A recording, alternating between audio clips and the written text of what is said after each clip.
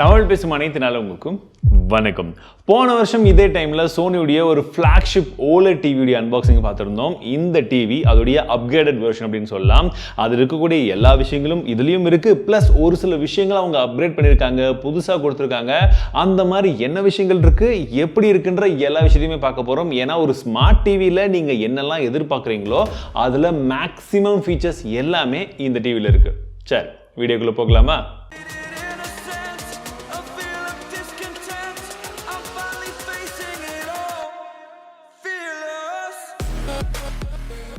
முதல்ல அன்பாக்சிங்கை பார்த்துடலாம். So box நல்லா சேஃப் அண்ட் செக்யூராக வந்து பேக் பண்ணி அமைச்சிருந்தாங்க. ஓப்பன் பண்ணுறது ஜஸ்ட் மேலே ஓப்பன் பண்ணி அப்படியே தூக்குனீங்கன்னா ஆட்டோமேட்டிக்காக வந்து வந்துடும். அண்ட் இந்த ஸ்டாண்டும் வந்து பார்த்தீங்கன்னா உங்களுக்கு 3 விதமான பொசிஷனில் வந்து நீங்கள் வச்சுக்கலாம் அப்படின்னு சொல்கிறாங்க.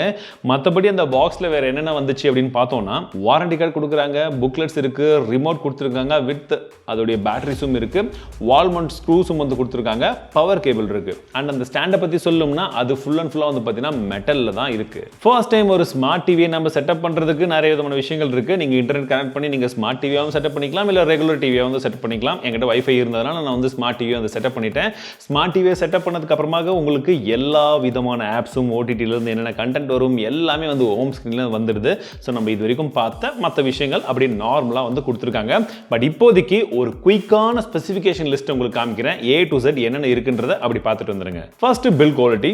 சோனி அப்படின்னாலே பில் குவாலிட்டி கண்டிப்பா நல்லா தான் இருக்கும்னு எதிர்பார்ப்போம். இதுலயும் அந்த மாதிரி தான் இருக்கு. ஃப்ரேம் மெட்டலில் கொடுத்துருக்காங்க. பின் பக்கமாக இருக்கக்கூடிய பேனலும் வந்து மெட்டலில் தான் வந்து இருக்கு. அண்ட் உங்களுக்கு எக்ஸ்ட்ராவாக இருக்கக்கூடிய அந்த மாடியூல் வந்து பார்த்தீங்கன்னா பிளாஸ்டிக், அதாவது பாலிகார்பனேட்டில் வந்து கொடுத்துருக்காங்க. அதுவும் நல்ல குவாலிட்டி ஆஃப் பிளாஸ்டிக் தான் யூஸ் பண்ணியிருக்காங்க. சைடில் நீங்கள் அந்த போர்ட்ஸ் எல்லாம் வந்து தெரியக்கூடாதுன்னா அதுக்கும் தனியாக ஒரு பிளாஸ்டிக் ஷீட் மாதிரி வந்து கொடுத்துருக்காங்க. நம்ம அதை போட்டு கவர் பண்ணிக்கலாம். அண்ட் பிராண்டிங்கை பொறுத்த வரைக்கும் சோனி அப்படின்றது இந்த இடத்துல கார்னரில் ரொம்பவே சின்னதாக வந்து போட்டிருக்காங்க. பெசில்ஸை பொறுத்த வரைக்கும் ரொம்பவே ஸ்லிம்மாக இருக்கு அப்படின்னு சொல்லலாம். என்னென்ன போர்ட்ஸ் வருது அப்படின்றத பார்த்தோம்னா, பின் பக்கமாக ஒரே சைடில் போர்ட்ஸ் கொடுத்துருக்கிறது ரொம்பவே நல்ல விஷயம். உங்களுக்கு 2 USB போர்ட் கொடுத்திருக்காங்க, ஒரு டிஜிட்டல் ஆடியோ அவுட் இருக்கு, ஒரு 3.5mm ஜாக் கொடுத்திருக்காங்க, AV இன் இருக்கு, 4 HDMI போர்ட் வந்து கொடுத்திருக்காங்க. அதுல 3rd and 4th போர்ட் வந்து பாத்தீங்கன்னா உங்களுக்கு ALLM and VRR கான சப்போர்ட் இருக்குன்னு சொல்றாங்க. 3rd போர்ட் வந்து பாத்தீங்கன்னா EARC போர்ட் அப்படின்றதையும் சொல்றாங்க. அதுக்கு கொஞ்சம் கீழே நமக்கு LAN போர்ட் இருக்கு, ஆண்டனா போர்ட்ஸும் கொடுத்திருக்காங்க. நான் லாஸ்ட் இயர் செக் பண்ணி யூஸ் பண்ணிட்டு இருந்த சோனி டிவில எனக்கு ரொம்பவே பிடிச்ச விஷயம் என்னன்னா அந்த டிஸ்ப்ளே. இதுலயும் அதே டிஸ்ப்ளே தான் யூஸ் பண்ணிருக்காங்க. பட் இன்னும் கொஞ்சம் என்ஹான்ஸ் பண்ணி நிறைய விதமான விஷயங்கள் வந்து கொடுத்திருக்காங்க. ஃபர்ஸ்ட் என்ன டிஸ்ப்ளேன்றத பார்த்தலாம். இதுல 65 இன்ச்கான OLED டிஸ்ப்ளே தந்திருக்காங்க. 4K ரெசல்யூஷன்ல வருது. அண்ட் 120 ஹெர்ட்ஸ்கான ரெஃப்ரெஷ் ரேட்ஸ் உடைய சப்போர்ட் இதுல இருக்கு. ஸோ நீங்க கேம் விளையாடுறதா இருக்கட்டும், சின்ன சின்ன கேம், இல்ல எக்ஸ்பாக்ஸ் கனெக்ட் பண்றீங்க, PS5 கனெக்ட் பண்றீங்கன்ற பட்சத்தில் அதோடைய லெவல் வந்து வேற மாதிரி இருக்கும். நல்ல குவாலிட்டியில நீங்க படம் பார்க்குறீங்க, அந்த மாதிரி டிவிஸ் எல்லாம் வந்து பார்க்குறீங்கன்ற பட்சத்தில் நீங்க சீரியல்ல இருந்து எல்லாமே உங்களுக்கு பார்க்கறதுக்கு நல்ல ஸ்மூத்தான ஒரு எக்ஸ்பீரியன்ஸ் வந்து கண்டிப்பா கிடைக்கும்ன்றதை எதிர்பார்க்கலாம். அடுத்தபடி வந்து பார்த்தீங்கன்னா உங்களுக்கு டால்பி விஷன்கான சப்போர்ட் இருக்கு. அதாவது HDR மற்றும் ஒயிட் கலர் கேமரோட சப்போர்ட்டோட உங்களுக்கு பார்க்கும்போது விஷுவலா பயங்கரமான ஒரு எக்ஸ்பீரியன்ஸ் வந்து கிடைக்கும். நீங்க நெட்ஃபிளிக்ஸ்ல பார்க்குறீங்கன்ற பட்சத்தில் டால்பி விஷன்கான சப்போர்ட் இருக்கக்கூடிய வீடியோஸ் நீங்க பார்க்கும்போது ஆட்டோமேட்டிக்காக அது ப்ளே ஆக ஆரம்பிச்சிடும். ரொம்ப ரிச் கலர்ஸ்ல வந்து உங்களுக்கு பார்க்கக்கூடிய கண்டென்ட் வந்து கிடைக்கும். அது இந்த டிவில நல்லாவே வந்து தெரியுது. என்கிட்ட இருக்கக்கூடியது 65 இன்ச்கான மாடல். இதுல 55 இன்ச்சும் ஒரு வேரியன்ட் வருது, 77 இன்ச்கான ஒரு வேரியன்ட்டும் வருது. பிரைசிங் என்னன்றதை நான் கடைசியில சொல்றேன். ஏன்னா ஆட்டோமேட்டிக்கா உங்களுக்கே தெரிஞ்சிருக்கும் இந்நேரம். இவ்வளவு பெரிய ஸ்கிரீன் வச்சுட்டு நம்ம டிவி பார்க்குறோம்னு சொல்ல முடியுமா? தியேட்டர் எக்ஸ்பீரியன்ஸ் கிடைச்சா எப்படி இருக்கும்னு சொல்லி யோசிப்போம் இல்லையா? அதற்காகவே அவங்க என்ன பண்ணிருக்காங்கன்னு பார்த்தீங்கன்னா, Bravia Core Calibrated மோட் இதுல இருக்கு.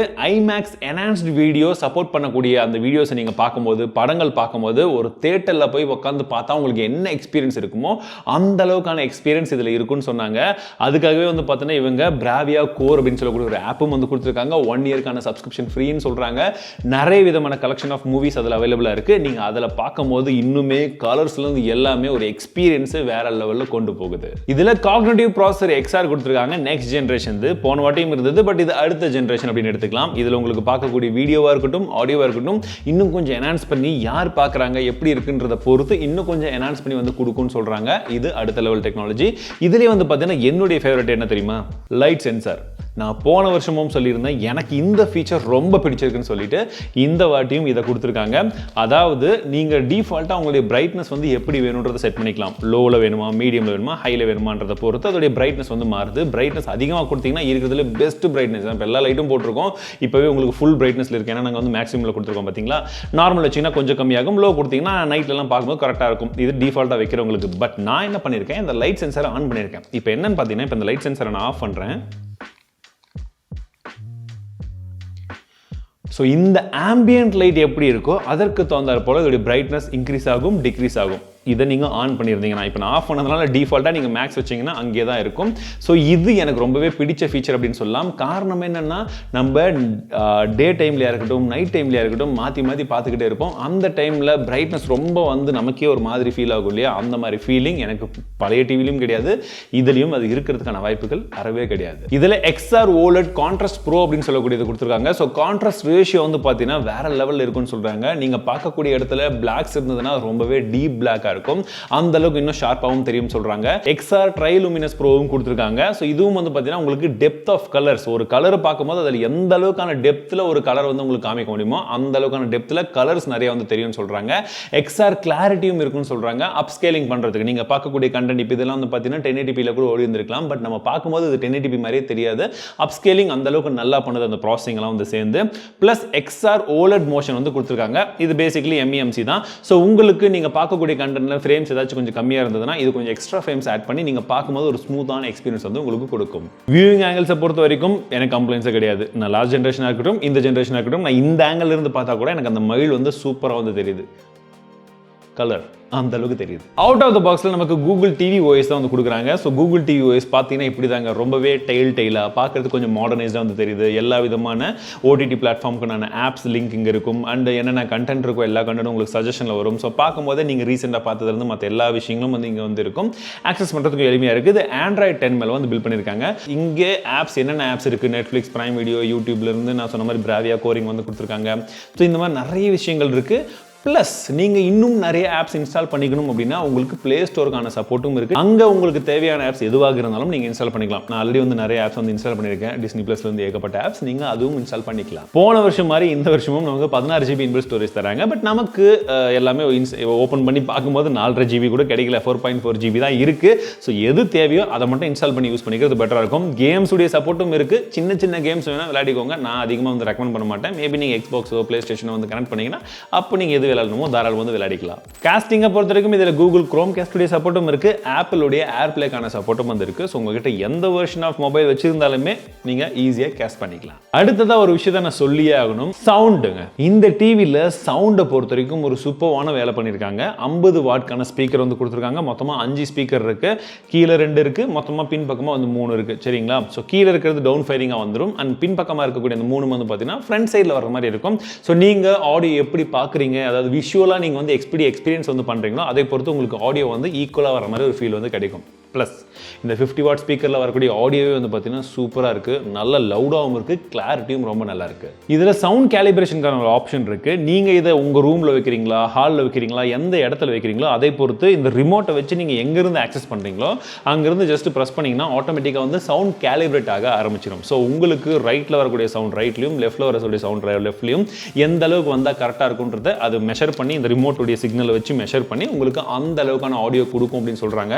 நான் டெஸ்ட் வரைக்கும் எங்களுடைய ஹாலில் கரெக்டாக ஒர்க் ஆச்சு. சவுண்ட் மோடும் ஒரு சிலது கொடுத்துருக்காங்க. ஸ்டாண்டர்ட்லேருந்து டயலாக், சினிமா, மியூசிக். ஸோ நம்ம டிஃபால்ட்டாக மற்ற டிவிஸில் பார்க்கக்கூடிய அந்த மாதிரி மோட்ஸ் எல்லாமே இருக்குது. அதாவது கொடுக்கும்போது ஸ்பெசிஃபிக்காக நீங்கள் வந்து மாற்றிக்கலாம், அது இஷ்யூ கிடையாது. அண்ட் அடுத்ததாக நான் ரிமோட்டை பற்றி சொல்லியே ஆகணும். ரிமோட்டை பொறுத்த வரைக்கும் போன ஜென்ரேஷனில் நம்ம பார்த்த ரிமோட்டை விட இந்த ரிமோட் கம்ப்ளீட்லி வேறு. ஸோ இப்போ நம்ம பார்க்கக்கூடிய பலவிதமான பிராண்ட்ஸ் என்ன ரிமோட் கொடுக்குறாங்களோ அந்த மாதிரி சின்னதாக, காம்பேக்டாக, ப்ளஸ் ரொம்பவே மினிமலிஸ்டிக்கான பட்டன்ஸோடு வந்து கொடுத்துருக்காங்க. ஏன்னா போன வாட்டி ஏகப்பட்ட பட்டன்ஸ் இருந்துச்சு. பட் அந்த பட்டன் எங்களுக்கு ஓரளவுக்கு பழகி போச்சு. டிவியிலிருந்து எல்லாமே தனித்தனியாக ப்ரெஸ் பண்ணால் ஆட்டோமேட்டிக்காக வந்துடும். ஸோ இது சிம்பிளிஸ்டிக்கான ஒரு பட்டனுங்க. அண்ட் ஃபைனலி இதுடைய பிரைசிங். ஸோ இந்த டிவி தான் வந்து பார்த்தீங்கன்னா சோனியில் ஒரு ஃப்ளாக்ஷிப் டிவி அப்படின்னு சொல்லலாம். அதுவும் 65 இன்ச்சில் ஒரு OLED பேனல் பார்க்கறதுக்கு வேற லெவலில் இருக்குது. ஸோ காஸ்ட் என்னன்றதை இங்கேயே போடுறேன், நீங்கள் வந்து பார்த்துக்கலாம். போன ஜென்ரேஷனுக்கு கம்பேர் பண்ணும்போது நிறைய விதமான அப்டேட்ஸும் வந்து கொடுத்துருக்காங்க. ப்ரைசிங்கும் இந்த அளவுக்கு வந்து இருக்குது. அண்ட் உங்களுக்கு 2 வருஷத்துக்கான வாரண்டியும் இருக்கும்னு சொல்கிறாங்க. ஸோ இந்த ப்ரைசிங்க்கு இது எப்படி இருக்குது, என்ன இருக்கிறது நீங்கள் சொல்லுங்கள். எல்லாருமே வாங்கணுன்றதுக்காக இந்த மாதிரி விஷயங்கள்லாம் நம்ம சொல்கிறது கிடையாது. இன்ஃபர்மேஷன் எப்போவுமே எல்லாருமே தெரிஞ்சுக்கணும். ஏன்னா இன்னைக்கு ஜென்ரேஷனில் நமக்கு எந்தெந்த மாதிரியான அப்டேட்டட் ஃபீச்சர்ஸ் எல்லாம் இந்த மாதிரி டிவியில் இருக்கோ அதுதான் போக போக நிறைய டிவிஸ்ல வந்து வரும். ஸோ அப்போ என்னென்ன இருக்குன்றதை நம்ம இப்போவே தெரிஞ்சுக்கிட்டோம்னா நாலேஜ் இஸ் வெல்த். ஸோ கண்டிப்பாக எல்லாருமே தெரிஞ்சுக்கணும்னு நினைக்கிறேன். ஸோ இந்த டிவியில் உங்களுக்கு ரொம்ப பிடிச்ச ஃபீச்சர் அப்படின்னா எதை சொல்வீங்கன்றதை கமெண்ட் செக்ஷனில் சொல்லுங்கள். மீண்டும் அடுத்த சந்திக்கிறேன். வாழ்க தமிழ்.